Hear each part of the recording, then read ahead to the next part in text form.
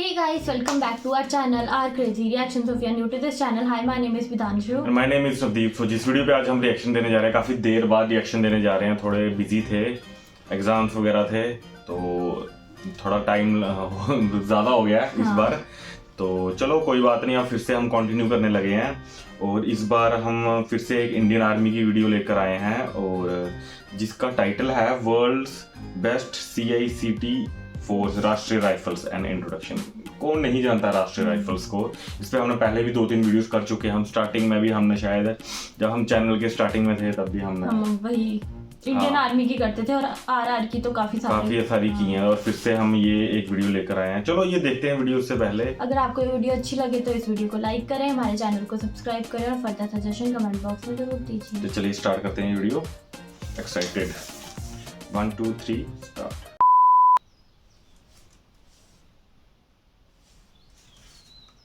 Hello guys, this is Elite Bratis and today we're gonna talk about राष्ट्रीय rifles. मैं आपको कोई information के नाम पे कोई ऑनलाइन आर्टिकल या विकिपीडिया का पेज पढ़ के नहीं सुनाने वाला. मैं कोशिश करूंगा कि आपको राष्ट्रीय राइफल्स का उस नज़रिए से दिखा पाऊँ जैसे वो सच में है. राष्ट्रीय राइफल्स एक काउंटर इंसर्जेंसी और काउंटर टेररिस्ट फोर्स है, एटलीस्ट इंटरनेट के हिसाब से.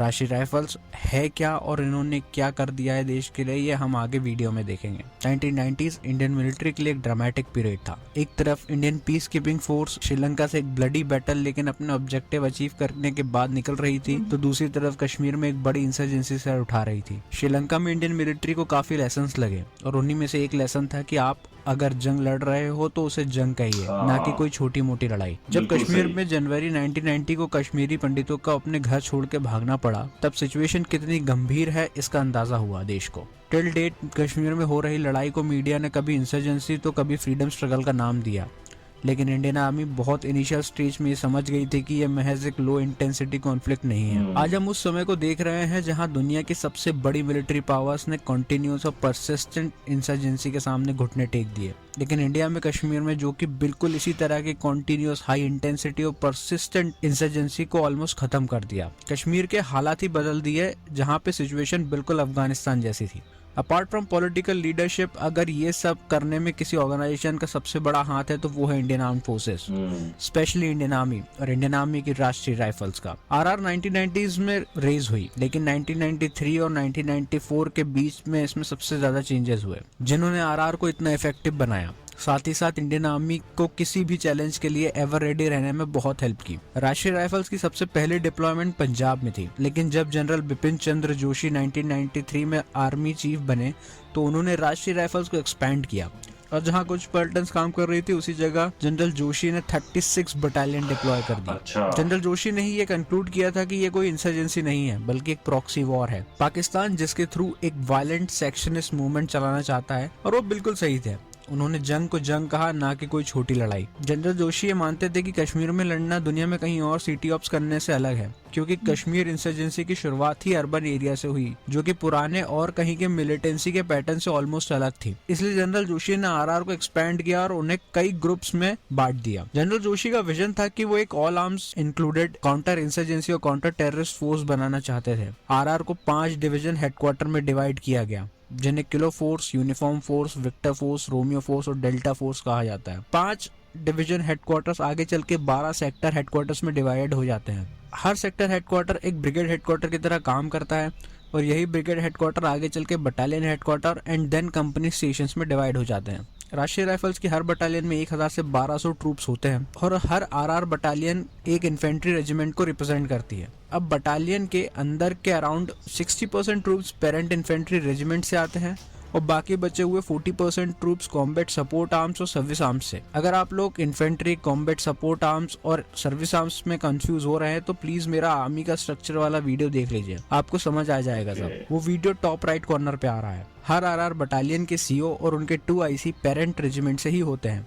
जब हम इस स्ट्रक्चर को मैक्रो एस्पेक्ट में देखते हैं तो जनरल जोशी का विजन क्लियरली नजर आता है कि कैसे उन्होंने इंडियन आर्मी की हर आर्म्स को बैटल हार्डन करने में बहुत ही इंपॉर्टेंट रोल प्ले किया. क्योंकि सिर्फ अगर इन्फेंट्री बटालियन ही कश्मीर का एक्शन देखती तो ना हम इतना बड़े एरिया को इतनी अच्छी तरीके से कवर कर पाते, और हमारे कॉम्बैट सपोर्ट आर्म्स और सर्विस आर्म्स पूरी तरह से एक बहुत बड़ी और इम्पोर्टेंट फाइट से बाहर रह जाते हैं। अब आरआर की कौन सी फोर्स कहाँ डिप्लॉयड होगी, इसका सोल्यूशन बहुत सीधी तरह से निकाल लिया गया था। विक्टर फोर्स और किलो फोर्स को north of Pir Panjal ranges का एरिया दिया गया और डेल्टा और रोमियो फोर्स को साउथ ऑफ पीर पंजाल का, जबकि यूनिफॉर्म फोर्स उधमपुर और बनिहाल के एरिया में ऑपरेट करती है। Apart from the classification, general Joshi ने जो सबसे बड़ा डिसीजन लिया वो वही डिसीजन था जिनसे उनके प्रेडिसेसर शायद सहमत नहीं थे। वो था 39th माउंटेन डिवीजन और 6th माउंटेन डिवीजन जो कि बरेली में थी, उन्हें कश्मीर में डिप्लॉय करना, क्योंकि ये एलीट डिवीजन काफी टाइम से नॉर्थ ईस्ट में इंसर्जेंसी से लड़ रही थी और काफी बैटल हार्डन फॉर्मेशंस थी। इससे राष्ट्रीय राइफल्स को एक बहुत बैटल हार्डन और एक्सपीरियंस्ड फोर्स का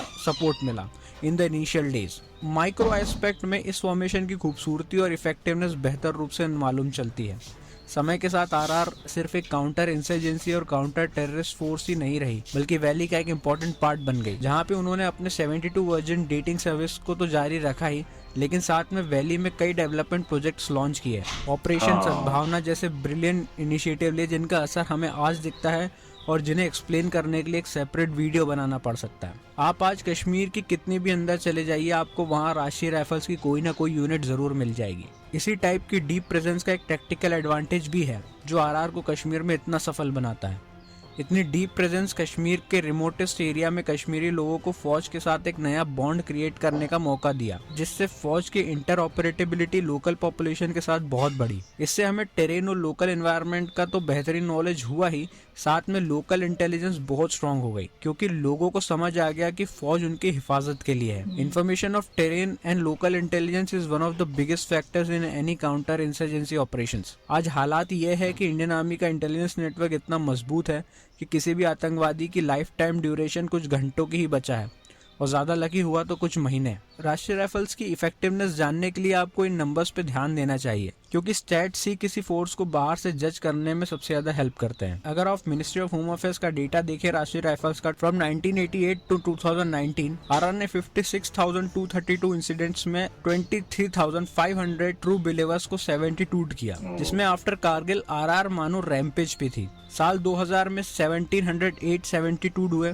साल 2000 में 1708 72 हुए, 2001 में आज तक का सबसे ज़्यादा 2354 72 हुए, 2002 में 1258 72, 2003 में 1504 72, साल 2000 से 2021 तक 845 सरेंडर्स और 5109 पिग्स को अरेस्ट कर चुकी है आरआर। आर्म्स रिकवरी के केसेस टोटल 6089 हैं 2000 से 2021 तक। This is the track record of world best counter insurgency and counter terrorist force. According to a senior veteran जिन्होंने स्पेशल फोर्सेस में और आरआर में कई इंपॉर्टेंट पोजीशन पे काम किया है, उन्होंने आरआर के पीक के टाइम के कुछ बहुत ही इंटरेस्टिंग नंबर शेयर किए। ये किल टू डेथ रेशियो है अलग अलग सर्विसेज का जो इन इंसर्जेंसी की पीक पे ऑपरेट कर रही थी। Special forces 30:1, army without SF 18:1, BSF 10:1 and CRPF 6:1। ये केडी रेशियो बताता है कि जब आरआर सब स्टैंडर्ड इक्विपमेंट के साथ ऑपरेट कर रही थी तब भी वो इस गेम को डोमिनेट कर रही थी, जबकि उनके साथ कई स्ट्रिंग्स अटैच थी, क्योंकि उस टाइम की जेएनके की गवर्नमेंट या तो कोऑपरेटिव नहीं थी या नेशनल इंटरेस्ट में काम नहीं कर रही थी। पर सिचुएशन तब भी कंट्रोल में थी और आज भी पूरे कंट्रोल में है। राष्ट्रीय राइफल्स के साथ सबसे बड़ा चैलेंज था कि स्टेट की इकोनॉमी को बिना अफेक्ट किए ऑपरेशंस कैरी आउट करना, और जो आरआर ने किया वैसा पूरी दुनिया में किसी फोर्स ने नहीं करके दिखाया है। आज अगर जम्मू और कश्मीर में प्रॉस्पेरिटी नजर आती है या फिर डेवलपमेंट का चांसेस दिखते हैं तो बहुत बड़ा क्रेडिट दुनिया की सबसे बेहतरीन सीटीसीआई फोर्स को जाना चाहिए। ये है राष्ट्रीय राइफल्स और इनका नाम ही काफी है। इस वीडियो को आप एक इंट्रोडक्शन मानिए राष्ट्रीय राइफल्स का। ये पार्ट 1 है और इस सीरीज में आगे और वीडियोस लाऊंगा जो राष्ट्रीय राइफल्स को और डिटेल में कवर करेंगे और आप लोगों को एक बेहतरीन इंसाइट देंगे दुनिया की सबसे सक्सेसफुल काउंटर इंसर्जेंसी और काउंटर टेररिस्ट फोर्स के।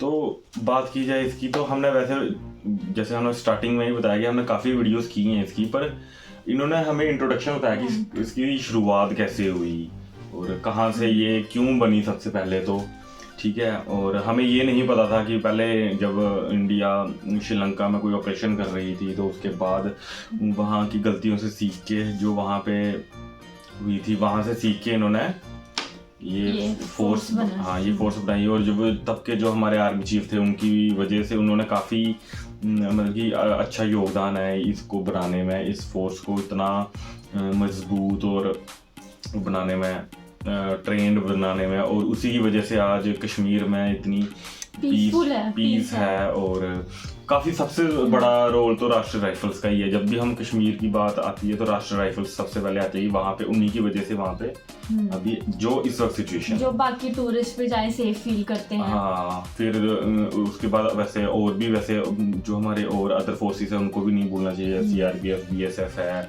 आर्मी है, फिर जम्मू एंड कश्मीर पुलिस है, उनको भी हमारा सल्यूट है। पर इनका खासकर इनका डीप, जैसे उन्होंने बताया कि हर कोने कोने में ये फैले हुए हैं, तो उसी की वजह से ये अभी ऐसी सिचुएशन, पीसफुल सिचुएशन है वहाँ पे। तो वहाँ के लोग भी डेवलप कर पा रहे हैं। हाँ, और उनके साथ अब अच्छा बॉन्ड बन रहा है धीरे धीरे, और होप कि आगे फ्यूचर में जैसे बाकी स्टेट्स हैं वैसे ही हो जाए। हाँ, तो हमें तो काफ़ी पसंद आई ये वीडियो। आपको भी पसंद आई तो इस वीडियो को लाइक करें, हमारे चैनल को सब्सक्राइब करें और फर्दर सजेशन कमेंट बॉक्स में जरूर दीजिए। मिलते हैं अगली वीडियो में, तब तक के लिए बाय।